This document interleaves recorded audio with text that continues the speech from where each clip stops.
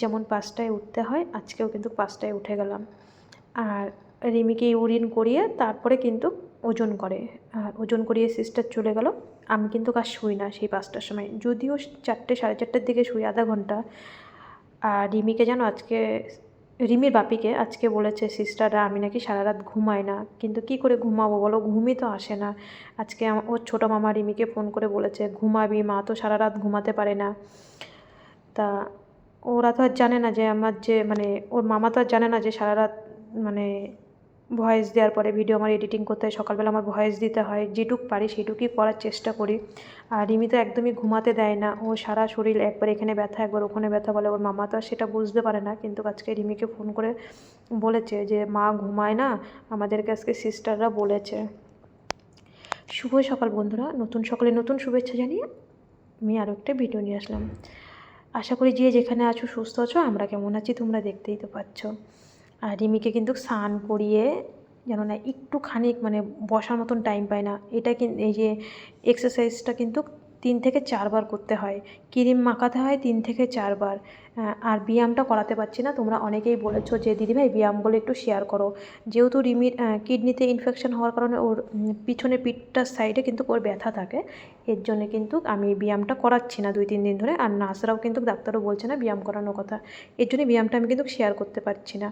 রিমি একটু সুস্থ হয়ে গেলে অবশ্যই ব্যায়ামটা শেয়ার করবো, তোমরা যারা যারা কমেন্ট করেছো। আর রিমিকে এত সকালবেলা স্নান করায় তো ওর কিন্তু ঠান্ডা লেগে যায়, তাড়াতাড়ি করে ওকে গায়ে কিন্তু ব্ল্যাঙ্কেটটা চাপা দিই। তোমাদের দাদাভাই চলে এসে আমার হচ্ছে ড্রেসটা দিয়ে এসি, 1 সেকেন্ডও আমি দাঁড়াই না, কথাও বলি না। আর এইদিকে দেখো রিমি স্নান করার পরে ওর কিন্তু 7টা স্যালাইন একসাথে চালু করেছে, আমি পুরো গুনে গুনে। তার মধ্যে কিন্তু বিলাটও চালু করেছে, বিলাটটা কিন্তু দেখায়নি, বিলাটটা যদিও বা 12টার দিকে চালু করেছে, ওটা দেখায়নি, ওটা আমার ফেসবুকে দেখিয়েছি। আর এখানে কিন্তু 7টায় যেটা হলুদ কালারের দেখলাম ওটা কিন্তু ভিটামিন ফুড স্যালাইন। আর টোটালে এখানে 7খানা একসাথে চালু করেছে স্যালাইন বলো, 7টা স্যালাইন একসাথে নেওয়া।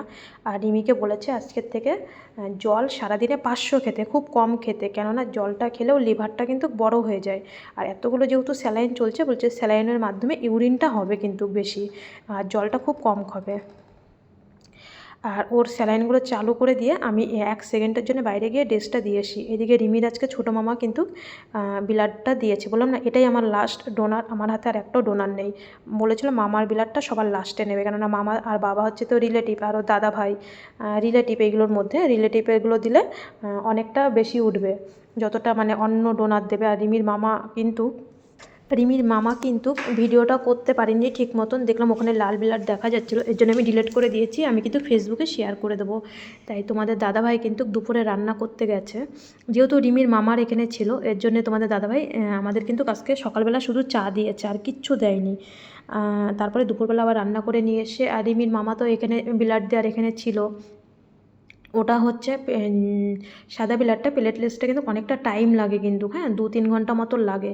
তাই রিমির বাপি কী করেছে, রিমির মামাকে দিয়ে ওখানে চলে গেছে। আর আমাদের প্রায় 3:30 4টের সময় খাবার দিয়েছে, তখনও কিন্তু আমরা খেতে পাইনি। আর রিমিকে কিন্তু এখন তুলেছে, রিমিকে দেখো বাইরে নিয়ে গেছে, বাইরে বলতে ওর বডিটা এক্সো করাতে গেছে। যে আমি কিন্তু যেতে পারিনি, আমাকে যেতে দেয়নি, আমাকে ঘরের ভিতরে রেখেছে। ওর বাপিকে আবার ফোন করে নিয়ে আসলাম যে মেয়েকে হচ্ছে বাইরে এক্সো করতে নিয়ে যাবে, তুমি আসো। তারপরে ওর বাপি আসলো, ওর বাপি নিয়ে গেল, আর আমি ঘরের ভিতরে ছিলাম। তখন কিন্তু 3:30 বাজে, ওর বাপি 3:30টার সময় ভাত নিয়ে এসেছিলো। কেন 3:30টার সময় লেট হয়েছে সেটাও তোমাদেরকে বলবো। তারপরে দেখো ওর বাপি এক্সো করতে নিয়ে গেছে নিচে। আজকে কিন্তু রিমি অনেক দিন পরে, ওই যে আজকে 22 দিন পরে ওর বাপির সাথে দেখা হলো। আর আমাকে নিয়ে যায়নি, তোমাদের দাদাভাই ঠিক মতন ভিডিওটা করতে পারেনি, তো পারে না, আমার ছোদ্দাও পারে না।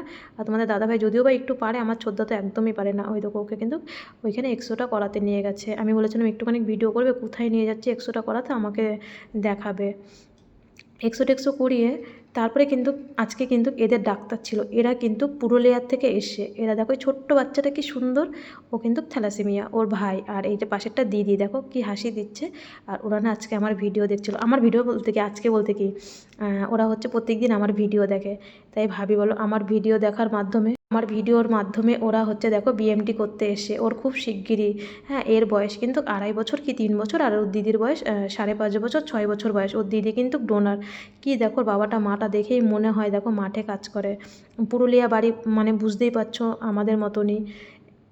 আর ওদের আজকে ডাক্তার দেখিয়ে দিয়েছে তোমাদের দাদাভাই কিন্তু, আর দেখানোর জন্যই আমাদের কিন্তু আজকে খাবারটা খুবই লেটে এসে। আমি বলেছি যে লেটে আসুক তবু তুমি ওদের পাশে থাকো, কেননা ওদের পাশে আমাদের খুব থাকার দরকার। ওরা হিন্দি যেহেতু জানে না, একটা মানুষের তো খুব দরকার বাইরে আসলে, তাই না বলো?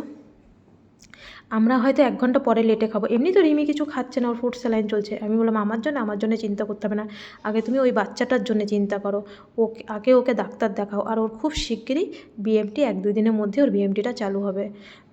আর এদিকে দেখো ভাত নিয়ে এসে তোমাদের দাদাভাই, তখন বাজে 4:30 সময়, সারাদিন পরে এই 4:30 সময় খাচ্ছি। আলু ভাজা, আলু সিদ্ধ, মাছ ভাজা আর একটু ডাল। রিমি তো আজকে 3 দিন ধরে ডাল দিচ্ছে বলে ডাল খায়নি আর মাছও খায়নি, এমনি তো খেতে পাচ্ছে না, কিন্তু ঠিক 1 চামচ খেয়েছে, পুরো 1 চামচ। আর পরে আমিই খেয়েছি, ও খায়নি 4:30 সময়। আর এই একবারই ভাত খাওয়া।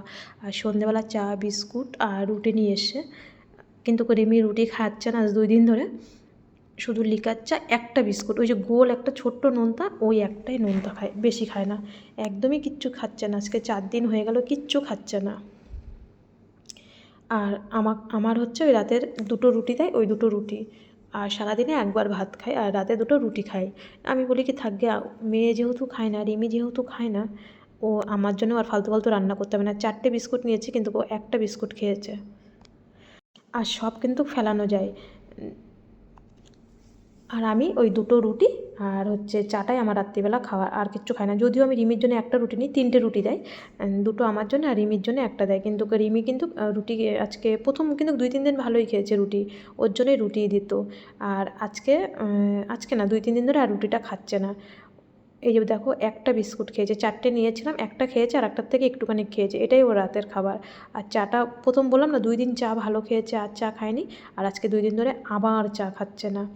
আর এদিকে দেখো জানো, সন্ধ্যেটা লাগলে না এত জ্বর আসে, আর এরকম সারা রাত ধরে জ্বর যায়।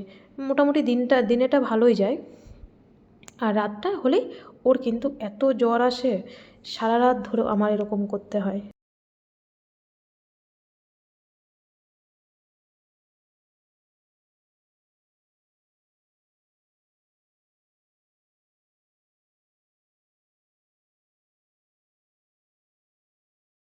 সেই 8টার থেকে কিন্তু ওর জ্বরটা জানো না কিছুতেই কমছে না, 105 জ্বর। অনেকেই বলছে যে 111 জ্বর হয় নাকি, হ্যাঁ গো হয়। রিমির যখন জ্বর আসে ঠিক এরকমভাবেই আসে। দেখো জ্বর উঠতে উঠতে যদিও বা জ্বরটা কমে যায়, রিমির জানো তো রাতের বেলা না এত ব্যথা ওঠে, দিনের বেলা যেরকমভাবেই হোক ওর কেটে যায়, কিন্তু রাতের বেলা ওর খুব যন্ত্রণা ওঠে। আর এই যন্ত্রণায় ও পুরো জানো না পাগল হয়ে যায়। তা আবার তাড়াতাড়ি আমি সিস্টারকে ডাক দিলাম, সিস্টার তাড়াতাড়ি করে ইঞ্জেকশন দিল, তারপরে গিয়ে 3টের দিকে কম। রিমির জানো তো রাতটা হলে ওর ব্যথা যন্ত্রণা করে, মানে দিনটা কোনো রকমভাবে কাটে, রাতটা কিন্তু কাটেই না। এখন তো মানে খুব ঘুমিয়েছে, ঘুমের ইঞ্জেকশন আর হচ্ছে দিল, মানে ব্যথার ইঞ্জেকশনটা। ও রাতটা হলেই 10:30 11টা বাজলেই খুব ব্যথা যন্ত্রণা করে, আর এরকম 3টে 3:30টের দিকে গিয়ে পরে ঘুমায়, আবার তো উঠে পড়তে হয় 5টায়, তোমরা তো দেখো 5টার থেকে আবার একটু ঘুমায় 7টা অবধি, 7টার সময় স্নান করতে হয়। রাতে কিচ্ছু খায়নি, ওই যে একটা চা দিয়ে বিস্কুট ওটাই খেয়েছে, আর 4:30টার সময় ভাত খেয়েছে, 1 চামচ ভাত খেয়েছে, আর কিন্তু কিচ্ছু খায়নি সারাদিনে, আজকে তো ভাতই দেয়নি। আর মানে যেটা বলার উদ্দেশ্যে আমি বলছি অন ক্যামেরায়, রিমির তো এরকমভাবেই চলতে হবে, কিছু করার নেই। মানে সত্যি রিমির ভিডিও দেখে, ওরাও এসছে প্রায় 2 মাস হয়ে গেছিলো, আমার সেকেন্ড অপারেশনের পরে ওদের সাথে আমার দেখা হয়েছিল, আমার একবার দেখা হয়েছিল, তারপরে তো আর দেখা হয়নি। সেকেন্ড অপারেশনের থেকে তো আমি তো আজকে প্রায় 1.5 মাসের উপরে হসপিটাল পুরো টানা, আর বিএমটি রুমে তো 22 দিন হয়ে গেল, তারপরে পুরনো হসপিটালে ছিলাম, আবার হচ্ছে ইমার্জেন্সিতে ফার্স্ট ফ্লোরে ছিলাম, অভিজিৎ ভাই যখন এসে দেখা করলো। ওদের বাড়ি কিন্তু পুরুলিয়াতে, খুবই মানে খুব খুব দেখলেই বোঝা যায় যে ওরা মাঠে কাজ করে, ওদের মুখ দেখলেই বোঝা যায়। তা অনেক দিন ধরেই ভাবছিলাম ওদের ভিডিওটা শেয়ার করব, যেহেতু আজকে পুরো ফাইনালি হয়ে গেল। ডাক্তার আজকে রিমির বাপি ডাক্তার দেখিয়ে দিল, আমি এতদিন বলিনি একটাই কারণে, যে পুরো ফাইনাল হবে তারপরে ওদের ভিডিওটা আমি তোমাদের সাথে পোস্ট করব। যে আমার ভিডিওর মাধ্যমে কেউ যে সাহস করে এসছে বিএমটি করতে, তোমাদের চোখের সামনেই ধরে দেখালাম। আবার ওরা যেহেতু কাল পরশুই ওদের বিএমটি রুমে ভর্তি করবে, ওদেরও তো 4 মাস থাকতে হবে, আর আমার তো আজকে 22 দিন হয়ে গেল বিএমটি রুমে। আর যদিও ওদের সাথে আমার মানে আমার দেখা হবে না, রিমির বাপির দেখা হবে। পরে তো ওরা 4 মাস থাকবে, তার মধ্যে আমিও 4 মাস থাকবো, তার মধ্যে আমাদের দেখা হবে, আবার ওদেরকে নিয়ে তোমাদের সামনে ভিডিও করব। আর ওর হচ্ছে বাচ্চাটার কিন্তু দিদি ডোনার, আমি তো ভিডিওর মধ্যে অল্প একটু বললাম। বাচ্চাটার বয়স হচ্ছে 2.5 থেকে 3 বছর, আর ওর দিদির বয়স 5.5 বছরের মধ্যে, 6 বছরের মধ্যে। ওর দিদি হচ্ছে ডোনার, কিন্তু নিজের দিদি, মায়ের পেটের। আর ওদের ডোনার যেহেতু, ওদের কিন্তু 15 লাখ টাকা লাগছে। 15 লাখ টাকার মধ্যে কিন্তু অনেকেই আমাকে নিয়ে বলেছে যে আমি এখান থেকে সাহায্য পেয়েছি, ওখান থেকে সাহায্য পেয়েছি। সে যেই করুক, বিএমটি যেই করুক, আমি বা উনি যে করছে আমাদের বোলপুর, মানে এই বোলপুর বলছি, পুরুলিয়ার থেকে এসছে যে, কলকাতার থেকে, ওরা কিন্তু ওরাও সিএমের থেকে পেয়েছে, পিএমের থেকে পেয়েছে। এটা পাওয়ার অধিকার সবার আছে, যে যেখানে যেই হসপিটালেই করুক বিএমটি। আমি কিন্তু এখনও বলছি, পরেও বলবো, আর পরে বলবো তোমাদেরকে সব কিছু। কিন্তু না জেনে শুনে অনেকেই কথা বলে। সিএম পিএম আর টাটার থেকে এটা কিন্তু পাওয়ার অধিকার সবার আছে, সবাই সমান অধিকার পাবে এটার থেকে। এর জন্য ওদের কিন্তু 15 লাখ টাকাই হয়ে যাচ্ছে, আর ওদের তাতে তাড়াতাড়ি হয়ে গেল, কারণ ওদের হচ্ছে নিজের ঘরের ডোনার। আর আমার তো ডোনারটা খুঁজতে হয়েছে, তারপরে আমার এত লেট হয়ে গেছে, কেননা ওর সাথে তো মানে এরকমই সেম ভাই বোনের মতনই তো ম্যাচ করতে হবে, তারপরে তো না ডোনারটা পাওয়া যাবে। তাই সত্যি আজকে মানে ওরা তো আমার ভিডিওটা আজকে দেখবে, ওরা যে আমার ভিডিওর মাধ্যমে, ওরা যে মনের সাহস নিয়ে, জোর নিয়ে ওরা এসে, আমি যদিও আমি পয়সা দিতে পারবো না, ওদের পয়সা লাগবেও না, কারণ ওদের হচ্ছে 10 থেকে 12 লাখ টাকা, 15 লাখ টাকার মধ্যে ওদের হয়ে যাচ্ছে, তার মধ্যে ওরা সাহায্য পেয়েছে। ওরা যে ডোনারের 20 লাখ টাকাটা, এটা ওদের তো লাগছে না। আর ভালো হয়েছে ওর যে নিজের বোনের সাথে ম্যাচ হয়েছে, কেননা ওরা মাঠে মানে রিমির বাবা যদিও 400 450 টাকা পায়, ওরা সেটাও পায় না। ওরা সত্যিই খুব গরিব মানুষ, পুরো রোদে যে কাজ করে মুখটা পুড়ে গেছে, ওদেরকে দেখলেই বোঝা যায়। তাই যে ওদের মানে নিজের বোনের সাথে, অনেকের নিজের ভাই বোনের সাথেও ডোনার ম্যাচ হয় না, কিন্তু ওর যে ডোনারটা ম্যাচ হয়ে গেছে, খুব ভালো লাগলো। আর ও হচ্ছে মানে ও তো আমার ছেলের মতন বাবু, বা ওর দিদি হচ্ছে ডোনার। ও হচ্ছে ওর বিএমটি হয়ে গেলো, ও সুস্থ হয়ে গেলো, আমি তোমাদের সামনে আবার ওদের ভিডিও আনবো। আর ওদের ফাইনালি কালকে আমার খুব আনন্দ লাগছে। আর রিমির বাপি কিন্তু দেখো, আমি বলেছি যেহেতু ওদের কেউ নেই, ওরা হিন্দি বোঝে না, যদি আমার ভিডিওটা পুরো তোমরা দেখো, মানে লাস্টের ভিডিওটা, ভয়েসটা, ওদের কেউ নেই, দুটো ছোট ছোট বাচ্চা, একটা 3 বছরের কাছাকাছি, আর একটা 5.5 বছরের থেকে 6 বছরের, মানে দুটোই ছোট। একটা ডোনার, যেহেতু ছোটো মানে বড়টা ডোনার, ওকে একদিনে রাখবে রুমের ভিতরে, মানে বিএমটি রুমের ভিতরে ওকে রাখবে একদিন। এবার দুটো ছোট ছোট, মা ভিতরে থাকবে, বাবা একা একা কী করবে। তখন আজকে রিমির বাপি ঘুরিয়ে ঘুরিয়ে দেখালো যেখানে রান্না বান্না করে, এই যে মানে আমাদের যেখানে স্টিম করে দেয়। তারপরে রিমির বাপির ওখানে আমাদের রুমে নাকি যায়, আমি শুনলাম রিমির বাপির কাছে। আর বলছে আমি তোমার পিছনে আছি। ওরা হিন্দি কথাও বলতে পারে না, যারা হিন্দি কথা না বলতে পারে তাদের বাইরে আসলে কী অসুবিধা হয়। আর রিমির বাপি বললো আমি আমার সাধ্য মতন, আজকে যে রিমির বাপি সারাদিন ওদের সাথে ছিল, ডাক্তার দেখিয়েছিল, আমি বলেছি আমার তো ছোদ্দা এখানে আছে, আমার 1 ঘন্টা লেটে খাবার দেবে, কেননা রিমির তো ফুড প্যাকেজ চলছে, ও তো এমনিই খাচ্ছে না। আমি বলেছি আমার জন্য ব্যস্ত করবে না, আগে ওর ডাক্তার দেখাবে বাচ্চাটা, তারপরে আমার জন্য খাবার দেবে। তা আজকে রিমির বাপিকে নাকি, যেহেতু 4:30 বেজে গেছে আমাদের খাবার দিতে দিতে, তখনও রিমির বাপি কিছু খায়নি, তখন নাকি খুব মানে জোরাজোরি করছিল যে চা খেতে। এখানে কিন্তু 1 কাপ চা খেতে গেলেও 15 টাকা নেয়, কোনো মানে আমাদের 5th ফ্লোরে 15 টাকা নিত, আবার আমি হচ্ছে 3 ফ্লোরে কিন্তু আমি 18 টাকা দিয়েও চা খেয়েছি।